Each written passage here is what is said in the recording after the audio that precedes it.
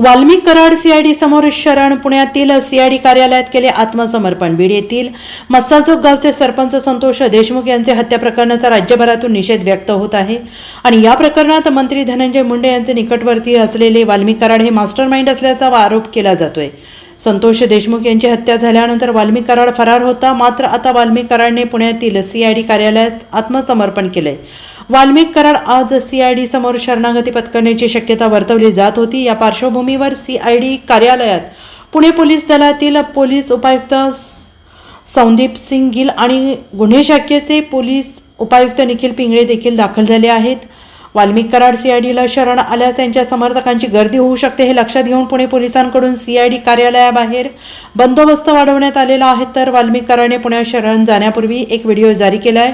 वाल्मिक कराडने व्हिडिओमध्ये त्याची बाजू मांडली आणि त्यानंतर तो पुण्यातील सीआयडी कार्यालयात कारमध्ये दाखल झाला आहे। वाल्मिक कराड सीआयडी कार्यालयात दाखल होताना त्याच्या खासगी मालकीच्या गाडीने दाखल झाला आहे। सीआयडी कार्यालयाबाहेर वाल्मिक कराडचे कार्यकर्ते मोठ्या संख्येने जमा झालेले आहेत। वाल्मिक कराड शरण आल्यानंतर कायदा व्यवस्थेचा प्रश्न उद्भवू शकतो, त्यामुळे परिसरात मोठा पोलीस बंदोबस्त तैनात करण्यात आलेला आहे। मी वाल्मिक कराड केज पोलीस स्टेशनला खोटी खंडणीची फिर्याद दाखल झालेली आहे। मला अटकपूर्वचा अधिकार असताना मी सीआयडी ऑफिस पुणे पाषाण रोड इथं सिलेंडर होत आहे।